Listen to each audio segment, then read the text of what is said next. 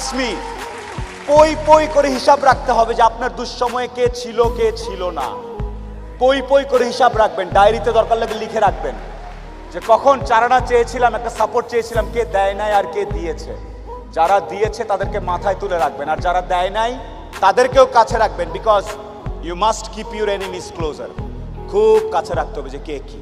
So শেষ করার একটা কথা হচ্ছে যে আপনার ভালো অনেকেই দেখতে পারবে না।